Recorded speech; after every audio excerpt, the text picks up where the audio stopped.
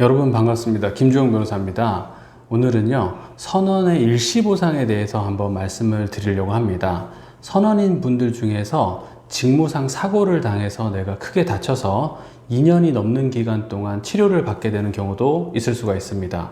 그런데 어느 날 갑자기 선박 소유자가 이제는 일시금으로 돈을 어느 정도 지급하고 나서 더 이상은 책임지지 않겠다라고 이야기를 하는 경우가 있습니다. 이런 경우에 있어서 나에게 과연 어떤 일이 벌어지는 것인지 잘 이해하실 수가 없어서 저희 사무실에 상담 문의를 남겨주시는 경우가 매우 많은데요. 어떤 경우인지 한번 말씀을 드리도록 하겠습니다.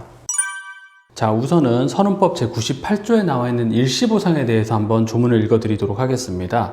선박 소유자는 제94조 제1항 요양보상을 얘기합니다. 및 제96조 제1항 상병보상을 얘기합니다. 여기에 따라서 보상을 받고 있는 선원이 2년이 지나도 그 부상이나 질병이 치유되지 아니하는 경우에는 산업재해보상보험법에 따른 제1급의 장애보상에 상당하는 금액을 선원에게 한꺼번에 지급함으로써 제94조 제1항, 제96조 제1항 또는 제97조에 따른 보상 책임을 면할 수 있다라고 규정하고 있습니다.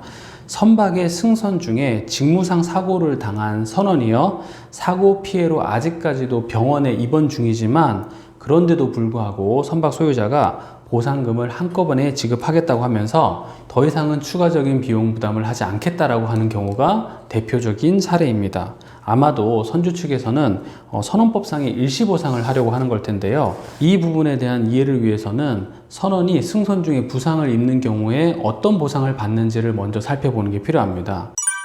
선원이 부상을 당한 경우에 지급받을 수 있는 재해보상에는요, 선원법상 치료비 등을 지급하는 요양보상이 있고 일하지 못한 손해에 대해서 보상하는 상병보상이 있습니다. 그리고 치료 후에도 남아있는 장애 상태에 대해서 보상하는 장애보상이 있습니다. 그리고 마지막으로 사망하였을 때 유족에게 보상하는 유족보상, 그리고 여기서 말하는 일시보상이 대표적인 보상이라고 할 수 있겠습니다.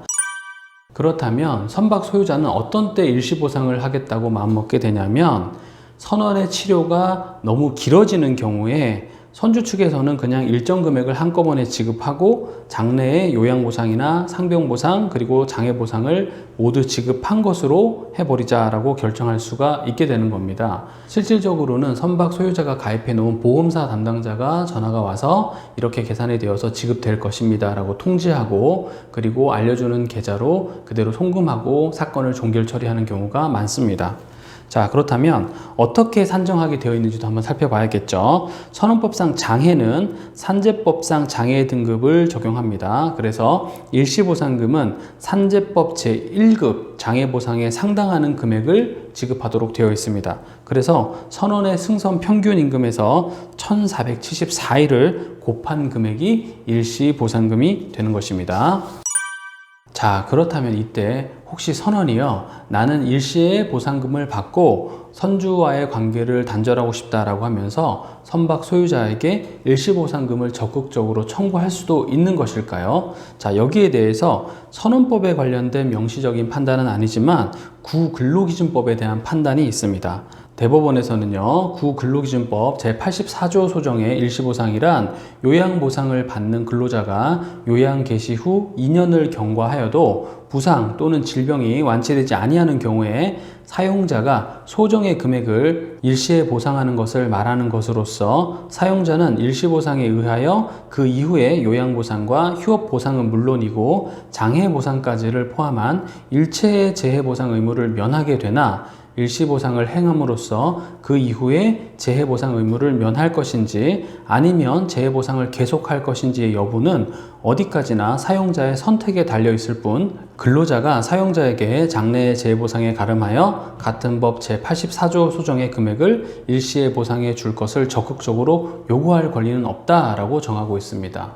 하급심에서는 선원법상의 일시보상 판단에 있어서도 이 판례를 근거로 해서 적극적으로 요청할 권리는 없다라고 보고 있습니다. 자, 그렇다면 선박 소유자가 이렇게 일방적으로 일시보상을 한 경우에 선원 측에서도 확인할 것이 있습니다. 첫 번째로는 그 일시보상금이 제대로 산정된 것인지를 반드시 확인을 해야 될 것이고, 두 번째로는 일시보상금 지급에도 불구하고 내가 더 추가적으로 청구해서 받아야 될 것은 없는지를 확인해 봐야 되는 것이죠. 일시보상금을 지급받은 경우라고 하더라도요, 이 일시보상금에는 위자료가 포함되어 있지 않습니다. 그러니까 반드시 별도로 위자료는 청구를 하셔야 됩니다.